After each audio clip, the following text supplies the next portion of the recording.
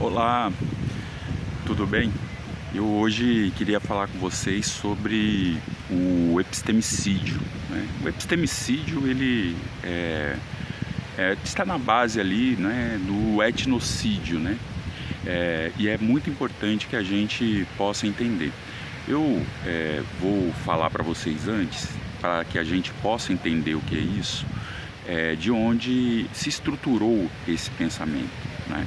Esse pensamento ele se estrutura, né, no século XVII, né, esse pensamento que dá base ao epistemicídio, né, que é o pensamento de que quem pensa é o René Descartes, né, um filósofo matemático francês do século XVII.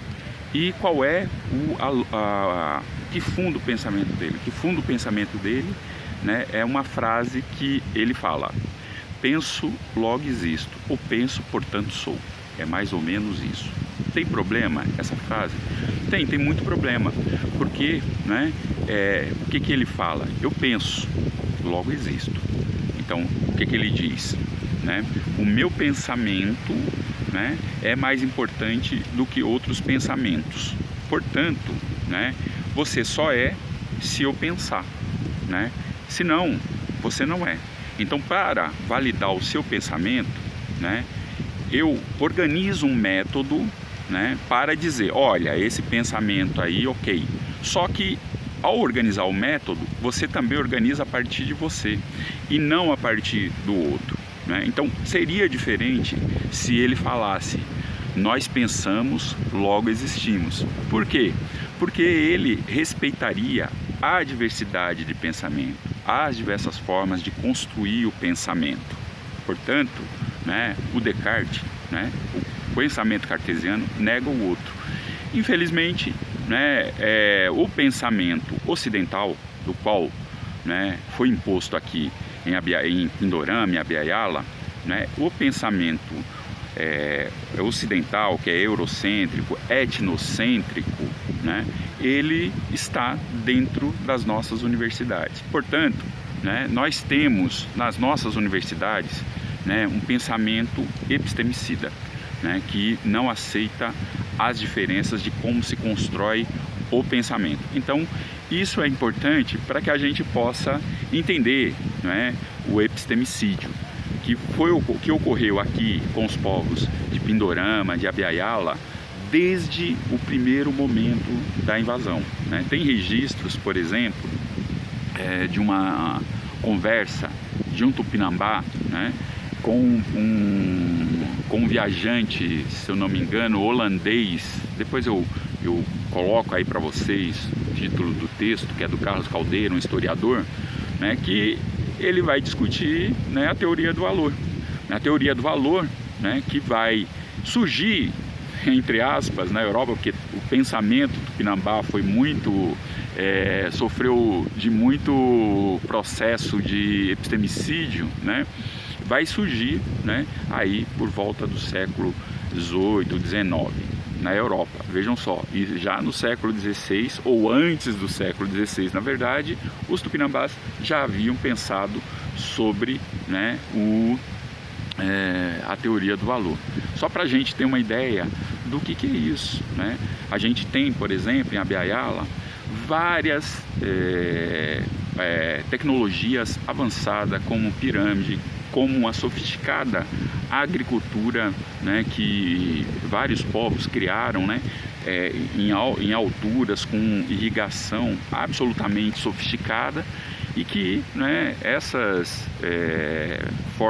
tecnologias, né, elas são negadas. Essa é uma das questões. Mas tem também, né, diversas edificações, que são edificações também sofisticadíssimas, que a gente lê muito, né, teorias de que quem construiu não foram os povos que estavam aqui, foram, né, os ETs, pessoas de outros planetas que vieram aqui e construíram essas pirâmides aqui, ou no Egito, ou em outros lugares que tenham edificações muito sofisticadas, né? Isso, né, quer dizer o quê? Né? Olha, vocês não podem, tá aí, né, o pensamento cartesiano, olha, vocês não podem fazer uma edificação assim, que é tecnologicamente mais avançada do que as que nós fazemos. Portanto, não foram vocês que fizeram, né? Se eu não sei explicar, eu vou dizer, se eu não quero admitir que você eu vou dizer que foi um extraterrestre que fez essas edificações. Portanto, a gente vai, né, verificando, né, quantos processos ocorreram em relação à negação de nós, da nossa existência, né? Quando se diz, por exemplo, nós chegamos em uma terra, hoje com a situação do Yanomami, a gente eu vi várias reportagens ou matérias dizendo que os garimpeiros diziam, olha, quando nós chegamos aqui não tinha ninguém. Né? E estava lá os Yanomamis e outros povos, né? Mas a presença dos garimpeiros, a presença do invasor, a presença do externo, né, é que diz se tem ou não gente. Vejam só que coisa, né? É o apagamento, é a negação do outro, é a negação, inclusive, né, esta que eu estou falando, que é do epistemicídio. Mas a gente vai encontrar esse processo de epistemicídio em absolutamente tudo, né? Na astronomia, a gente sabe que os pancararus têm uma astronomia muito avançada, né? Nós vamos ver isso nas plantas medicinais, né? Toda o farmacológico, né? Ela praticamente todo, ela dos povos que aqui estavam, né? Existe uma captura enorme desse conhecimento e se nega a origem desse conhecimento. Só para que vocês possam ter ideia, não só do fármaco, mas de outros produtos importantes, na Amazônia, alguns anos atrás, tinha mais de 20 mil patentes de produtos que só tinha na região amazônica. 20 mil na Amazônia brasileira, certo?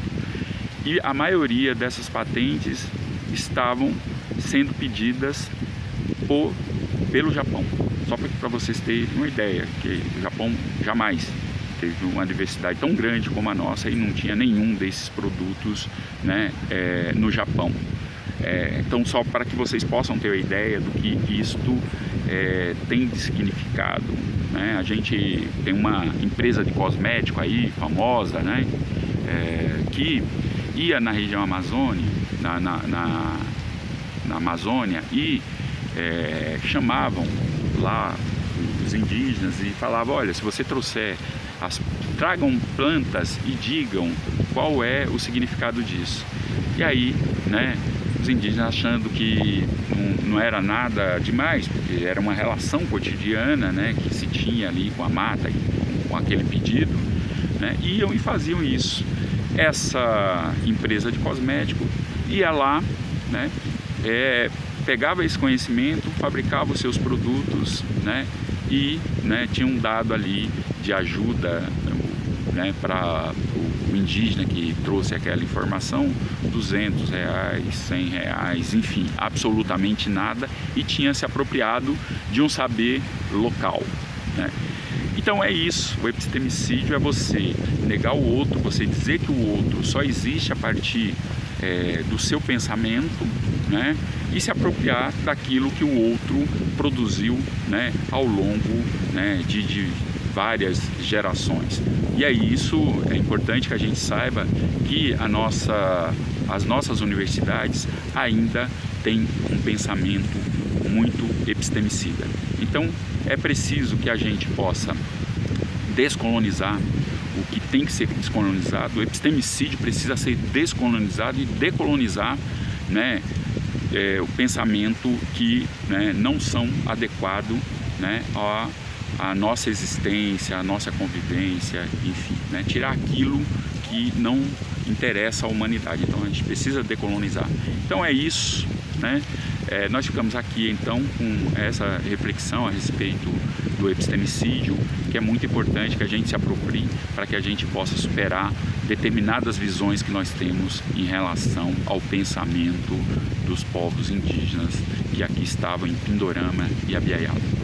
Então, mais uma vez, eu peço para vocês aí, se gostaram desse conteúdo, que se inscreva em nosso canal, que acione o sininho, né, para receber as nossas informações, dê aquele joinha, né, e compartilhe, faça com que esse pensamento possa aí chegar em outros lugares, para que as pessoas possam refletir que mundo que elas querem. Mas também, deixa eu te falar, se você puder colaborar conosco, colabora aí, que é importante. A gente precisa de equipamentos, precisa garantir conteúdos, fazer pesquisa, enfim.